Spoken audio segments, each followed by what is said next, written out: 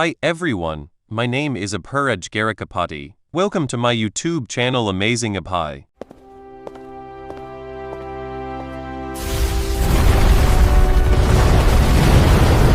Don't just hear the story, enter it. At weak points the armor cannot fully shield. The final hit shakes the gladiator violently. The gladiator collapses, bleeding beneath the helmet. His tremors fade and he goes still. Kalli stands breathing hard, but victorious. Nautic applauds, impressed and amused. He ends the entertainment and orders the guards to let Kalli rest. Tomorrow, after the election, the games will continue without hurry. As Kalli is escorted out, Tanteo looks back once more. Kalli meets his eyes, sensing something unsaid. Election day arrives. Kalli sits inside his underground jail when Tanteo appears again. Kalli confronts him as a traitor. Tanteo answers without shame. He abandoned his family and tribe long ago to gain citizenship. But training an employer means nothing compared to that. His path changed long before this moment. Kalli never expected this kind of selfishness from him, but Tanteo pushes back. He recalls every moment he almost died because of Kalli's missions. Selling information to Nautica felt easy compared to following Kalli into danger again. Kalli curses him. Tanteo ends the argument by tossing cigarettes toward him,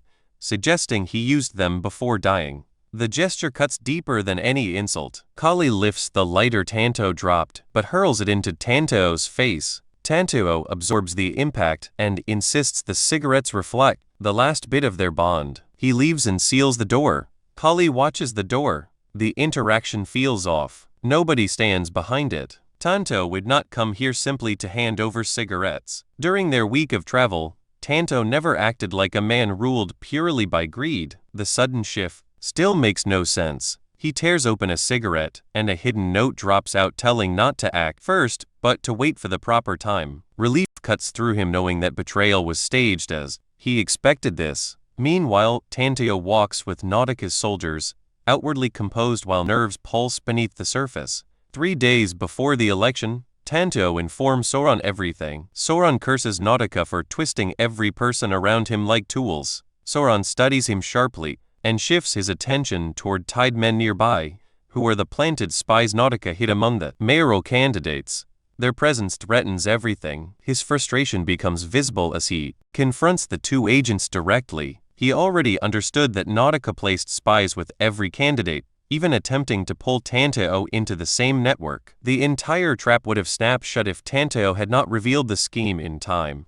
Tanteo still carries heavy guilt for leaving Kalli trapped underground, but Sauron shows unexpected courage by announcing that he will deal with the spies himself. He assigns Tanteo a far more dangerous task, returns to Nautica as a double agent, and creates a double agent operation to free Kalli. Tanteo accepts the mission, even while the risk presses heavily on him. In the present, Tanteo walks away from Kalli's cell with 2 guards escorting him. Regret tightens in his chest. He knows he should have stepped back from this operation the previous night when retreat was still possible. The guard trailing behind him mocks him as a barbarian who betrays anyone for convenience. Another guard compares him to a dog with no loyalty. Their words sting, but Tanteo forces his mind to stay sharp. He needs to separate the guards and he needs a clean chance. He spins around suddenly and shouts that Kalli broke out. Both guards freeze then rush toward the cell in panic. In the instant their focus shifts, Tanteo flicks poison darts into their necks.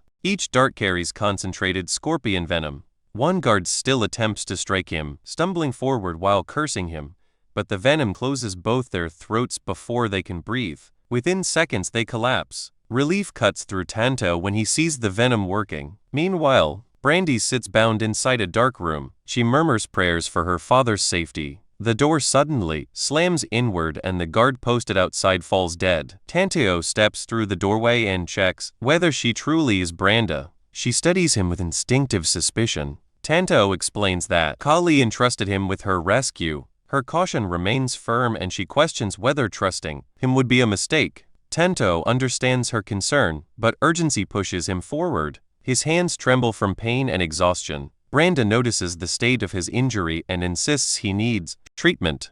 Tanteo insists they cannot waste a second, but he loosens her bindings and pulls her up, guiding her forward as he explains the timeline. The clock now approaches 540. Vote counting should have finished by this stage, Nodak is not expected to return until nightfall, giving them a narrow window. Ideally, they rescue Kalli and escape together. If that fails, at least Branda must leave alive. When Tanto signals at night, Soren will bring soldiers to extract them. Branda reacts with disbelief when she hears Soren's name. She argues that he should be handling the election. Tanto then delivers the truth that Soren will lose anyway. His expression shows no doubt. Branda tries to question him further, but Tanto instantly covers her mouth.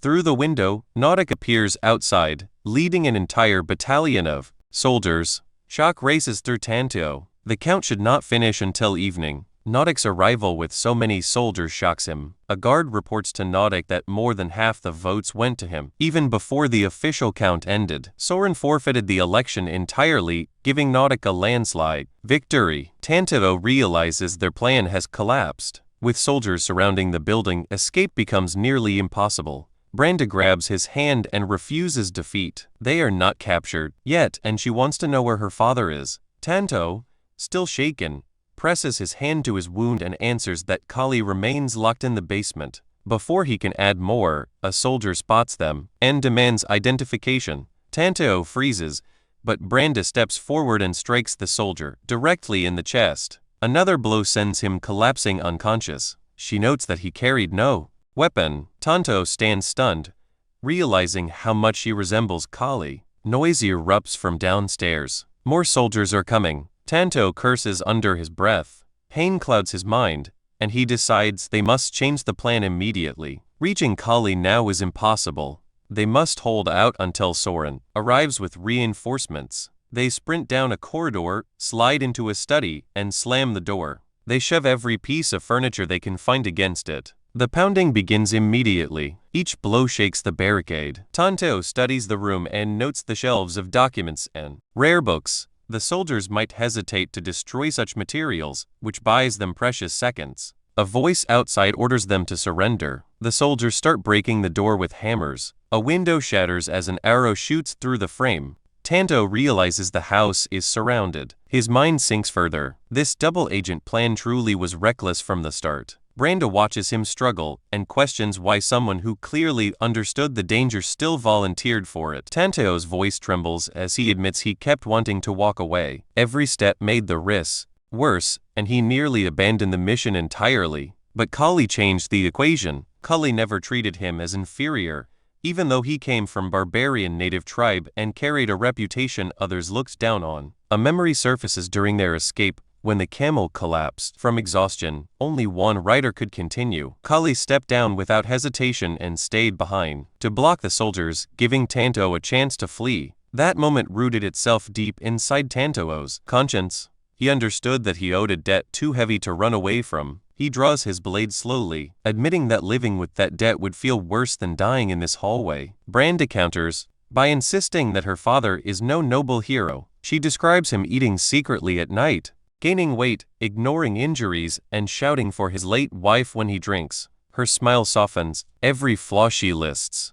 Tanto recalls each small memory of Kalli with new clarity. More blows strike the door. Nadasi himself approaches, arriving right outside the study. Nadasi condemns Tanto as filth and treats this moment as proof that barbarians never deserve trust. Nadasi recognizes betrayal, immediately treating it with cold amusement. From inside the study, Tanto answers betrayal runs in his blood. No one should be shocked if he switches sides again. Nadasi calls him a fool for believing Soren can challenge him with soldiers. His private force doubles anything Soren could muster, and he holds the advantage of defending his own ground. People observing the fight will see Soren as a desperate loser, while Nadasi appears as the rightful mayor protecting his property. Tanto shocks at the claim of doubled numbers, but Branda spots the lie instantly. She explains Nadasi inflates his strength to pressure them into surrender. He avoids destroying the study and its valuable books. Before we move ahead, please take a second to like on this video. A like tells me that you enjoyed this topic. Your support helps Amazing Apai grow naturally, giving them leverage to stall. She urges him to adjust their defense strategy. Tanto shouts through the barricade, offering to bring her out if Nadasi guarantees his survival.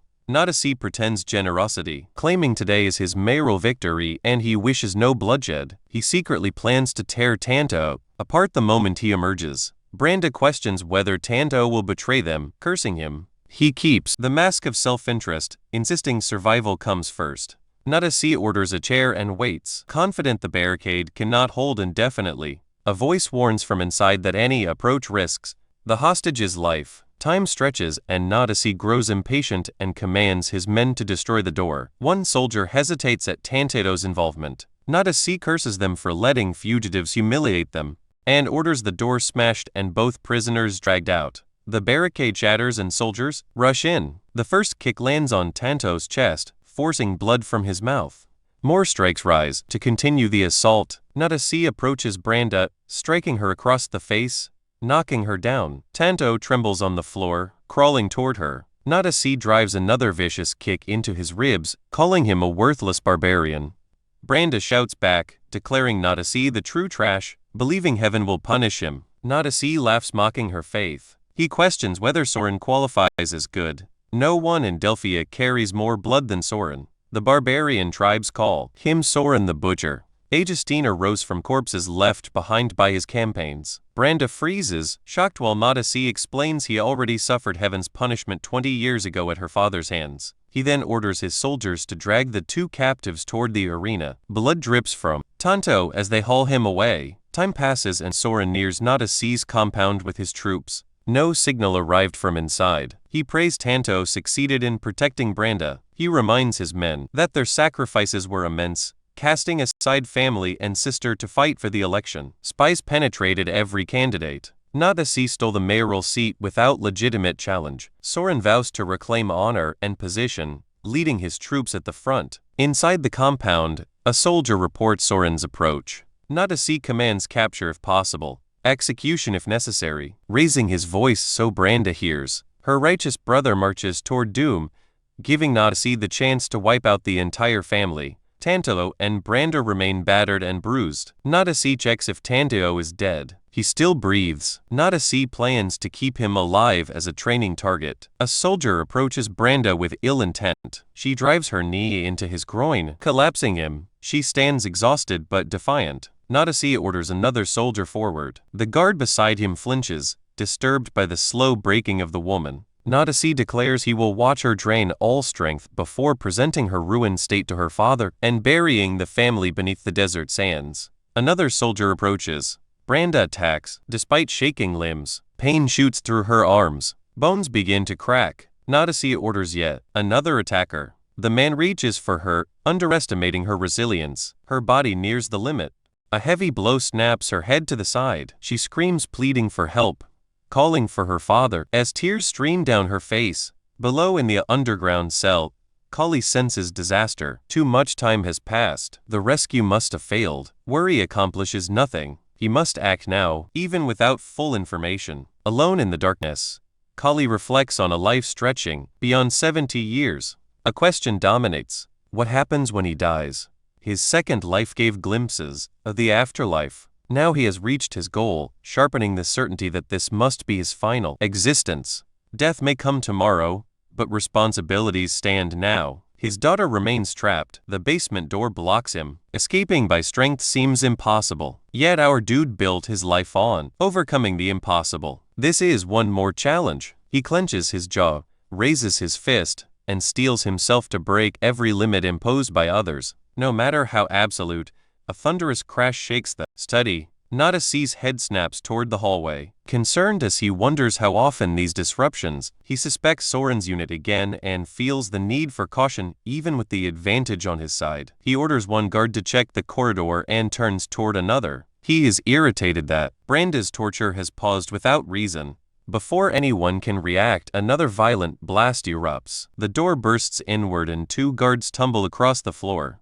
One choking on blood, the other barely standing. The remaining soldiers whirl toward the entrance, panic creeping across their faces as they struggle to understand who is broken through. Kalli steps inside and drops the battered soldier. Everyone freezes that he has escaped. Some guards whisper disbelief, insisting such a thing is impossible. They spot chains still locked around his ankles, scraping behind him. He has torn through a stone wall with nothing but brute strength. Through the chaos, his gaze lands on his daughter lying motionless on the ground, a guard standing over her. Fury floods through him. He warns everyone that they have 10 seconds to flee before he starts killing. A guard charges. In a moment of misguided bravery, our hero catches the man's weapon with his bare hand, grips his throat and knocks him out with no effort, and the count begins. The moment the time limit ends, he declares that whoever remains has willingly chosen death.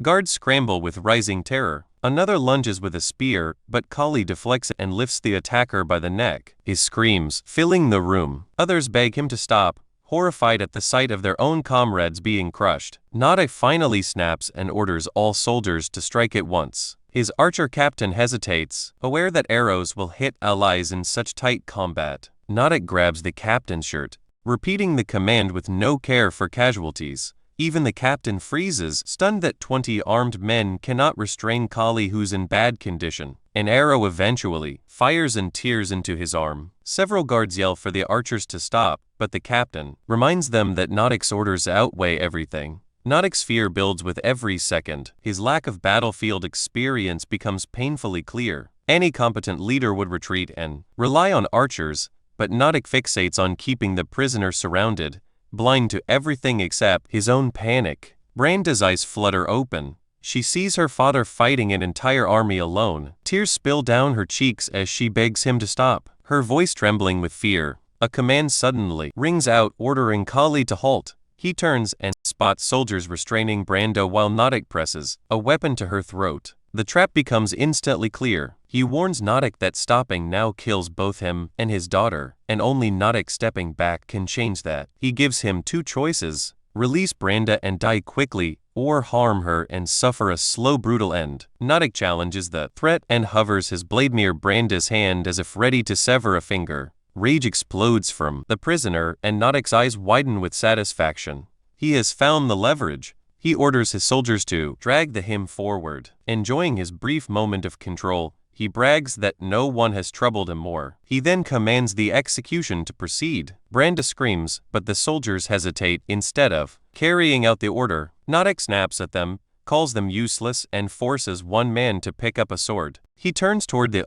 dude, demanding last words. Kalli answers with certainty that he never surrenders. Before we move ahead, please take a second to share on this video. Sharing helps this video reach friends who may also enjoy anime, gaming, travel, cricket, chess, career basics, or personal stories. Your support helps Amazing Abhai grow naturally. He directs the message to his daughter, telling her mother had always been right about him. He gathers his strength and rips his arms outward. The guards holding him slam into the floor, leaving everyone petrified. He continues, thinking Nadek's greatest failure: soldiers are humans, not tools, and no man follows a leader willing to discard them. After that, he charges straight toward Nadek. Terror finally overtakes Nadek. He orders his soldier to kill Branda immediately. Kalli halts in agony, caught between revenge and the reason he came here in the first place. At that exact moment, Tanto materializes behind the guard restraining Branda. He calmly assures his lord to proceed. Before anyone reacts,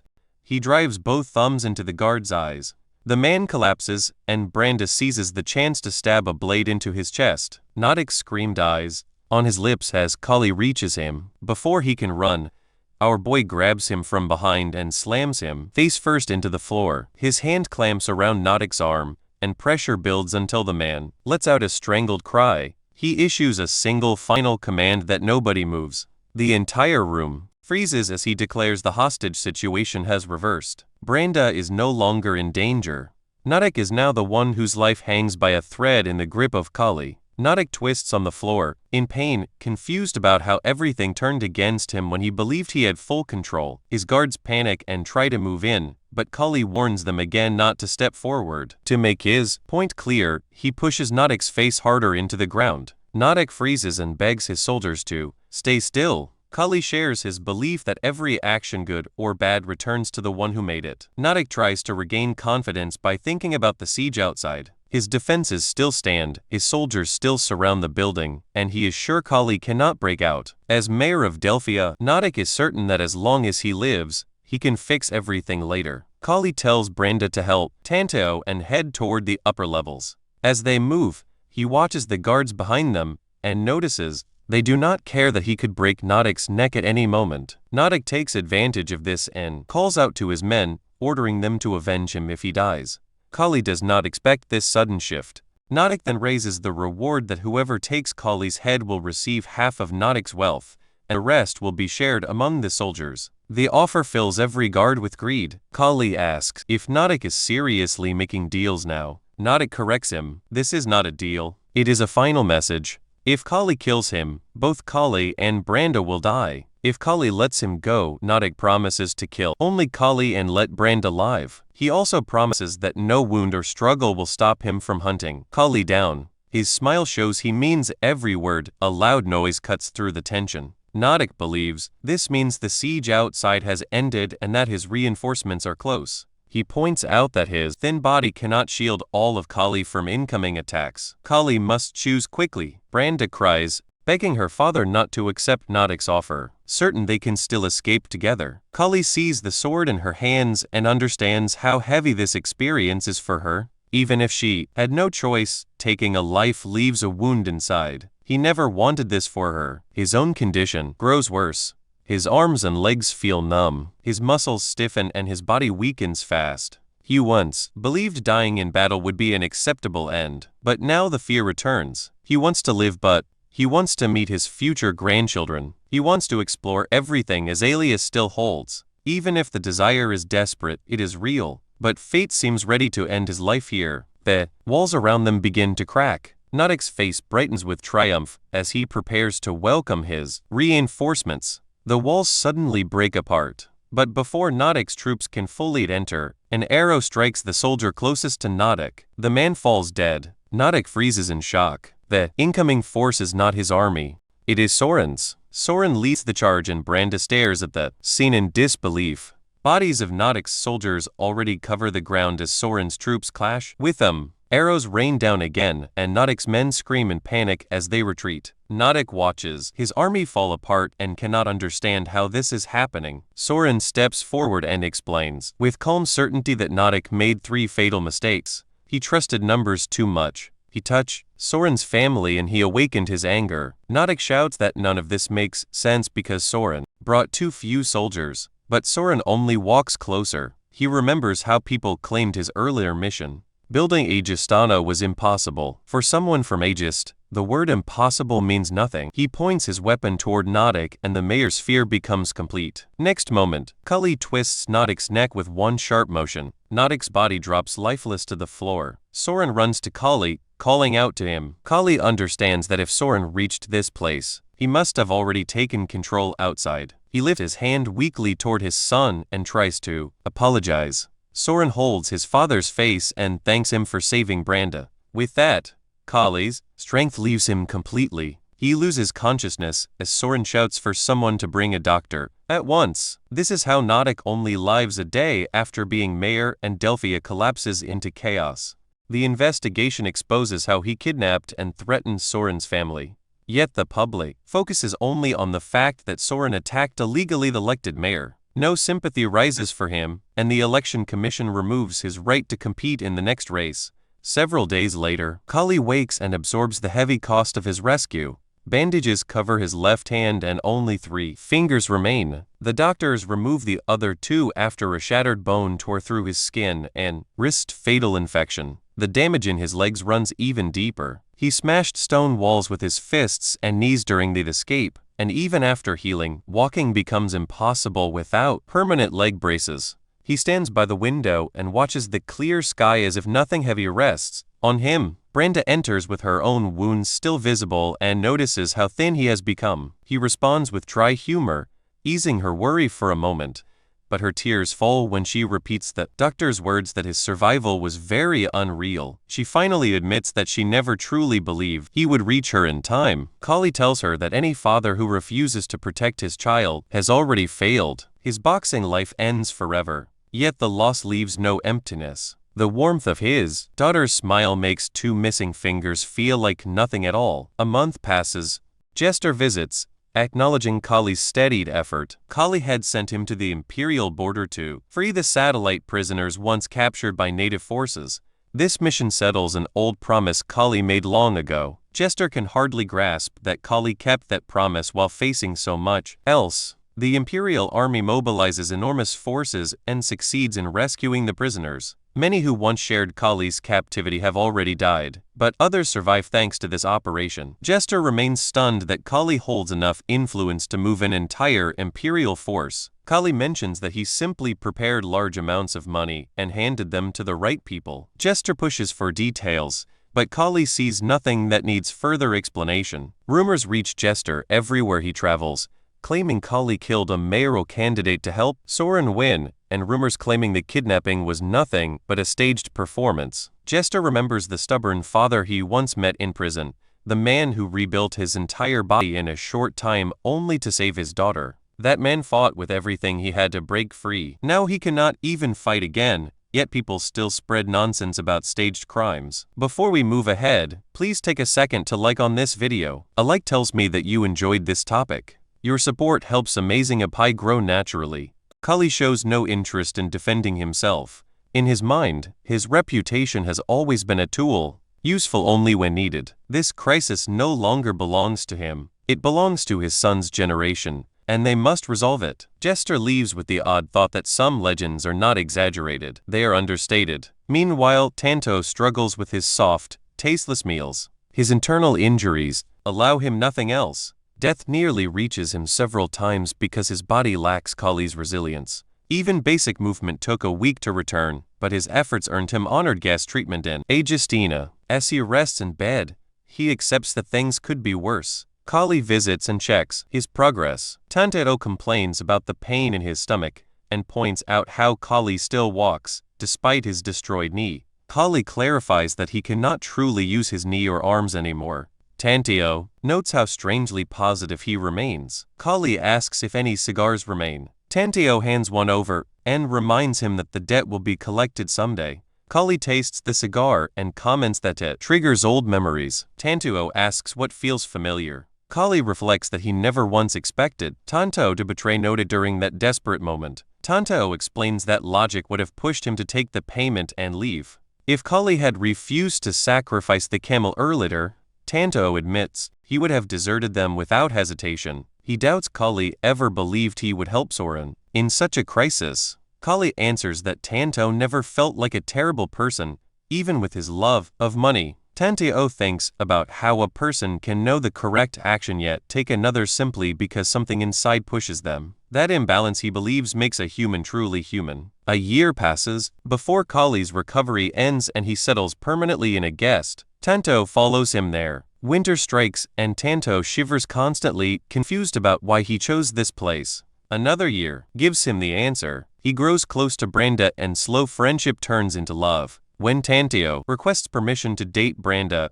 Kalli refuses without hesitation. He beats Tanteo with precise control, painful enough to make a point, never enough to kill, while Branda screams for him to stop. Yet the marriage happens. The event draws massive attention, similar to when Azalea once married Kalli despite his low rank. Nothing can shake Branda's resolve and no one dares interfere. Years pass and Branda becomes a mother. Kalli leans over the child with love, pretending he cannot understand how the baby turned so cute. Tanteo stands frozen, still unable to believe this gentle version of his father-in-law exists. In Delphia, native attacks grow harsher. The new mayor dies of violence. The city demands strong leadership and Soren, known as its strongest fighter, wins overwhelming support and becomes mayor. Back in a jest, Branda's child runs to Kalli with bright laughter and calls him Grandpa. The child plays at his feet, and Kalli spends the final stretch of his life surrounded by peace that he once thought impossible. 12 years have passed since he first reached a jest. One quiet day, Kalli lies down to sleep and simply never wakes. No one knows his true age, but they estimate around 60. A long, full life by any measure. His funeral draws countless respected figures, but the moment freezes everyone when Emperor Philippus Roman VII arrives along with Iskandar and the imperial head Roy. They offer deep condolences before placing a single flower on the casket. No one dares ask how Kalli earns such honor. The emperor leaves in silence, and the mystery remains. His forever. Kalli drifts in complete darkness until a voice cuts through the void, asking whether he left behind any will. His eyes open at once. A light bulb snaps on above him, and a figure forms inside the empty space. Recognition strikes him. The face belongs to someone he once knew long ago. It's John, who comments on the strange lighting and shifts the scene with a flick of his fingers. The void disappears, and both of them sit before a warm fireplace. Kalli struggles to understand this meeting. He explains that he remains biologically real, but exists here as someone who already understood the idea of multiple souls. Our dude becomes excited as he notices that John looks far younger than before. He demonstrates that this realm ignores physical rules and instantly returns to his older form. He explains that anything can appear possible here because the entire space exists as an illusion, untied to normal limits. Kalli grows impatient and demands clarity about their situation. Alive or dead, John offers no firm answer. They might be dead, or this might be a dream forming inside a dying mind. Reality shifts too easily here to grasp it cleanly. Kalli rejects the idea that he imagined any of this because he lacks the imagination for something this complex. John laughs and adds that belief here depends entirely on personal will, because willpower decides how branching realities unfold. Kalli pushes away the abstract explanations and asks why he remains, instead of crossing the distant river that suddenly becomes visible as Kalli watches his own body becomes younger again. John seems pleased that he can now see the river too. He explains that the river marks the end and anyone who crosses it disappears forever with no return. Kalli notices John lingering by the river, clearly waiting for someone to go with him. John makes it clear he is no longer the same man Kalli once knew. He remains John Bradley Clark from Earth, half of his soul already having crossed years ago. Together, their fates resemble two halves of a single whole, mirroring Kalli's own strange existence.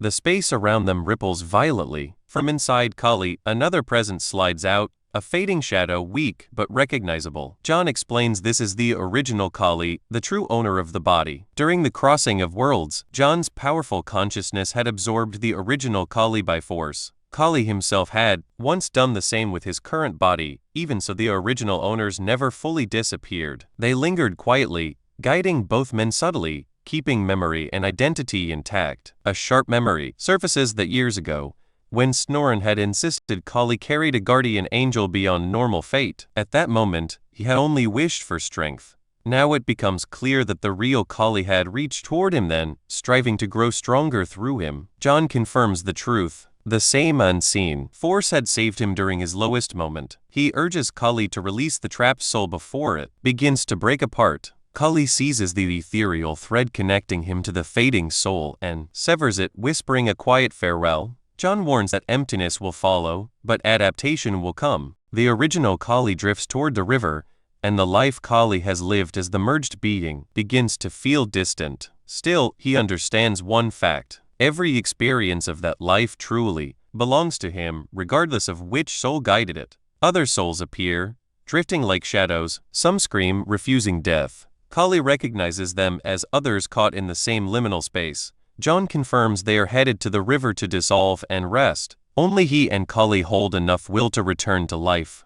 John recalls witnessing countless souls over the years, figures who had lived multiple lifetimes, leaving behind legendary legacies, even ascending to godlike status. Yet the river erases all of them in time. As they approach the riverbank, John moves forward with calm finality. He has completed everything he ever desired. Kalli follows, feeling the weight of his own journey. They are ready to cross. The water surprises Kalli with warmth, not cold. Peace flows through him, settling deep in his consciousness. Serenity starts to anchor him until a desperate raw voice echoes from afar, someone begging for power, someone collapsing under helplessness. The cry grips Kalli instantly. He moves away from the river, telling John to continue alone. His path back to the living is clear. He cannot rest yet. He races toward the voice, determined to guide whoever called for help. Far away in South Korea, inside a recycling and incineration plant, three men argue with panic. They stand near an active industrial furnace containing a body. One doubts the act will solve anything. Another pleads to surrender before disaster strikes. The ringleader grabs his companions, reminding them that the fire is already lit. No return is possible. The victim's failure to pay caused this. All three share the guilt. A sudden metallic noise echoes from the furnace. The door swings open. Flames illuminate a figure stepping out, alive. Surviving fire once proved survival is possible. Again, the men freeze in horror. Before they can react, the burned figure charges, striking the ringleader across the room. He warns that anyone attempting to kill him will meet the same fate. In reality, this boy's soul cries for strength. This voice that pulled him back from the river. Park Kang-ti, who now exists as Kalli, rises fully once more. He faces the three men, ready for another duration -0.2's battle. If you enjoyed this video, please hit the like button and subscribe to Amazing Apai. Subscribing makes sure you do not miss the next video, and it gives me motivation to keep improving the quality of every upload. Thank you for being here, and I will see you in the next one.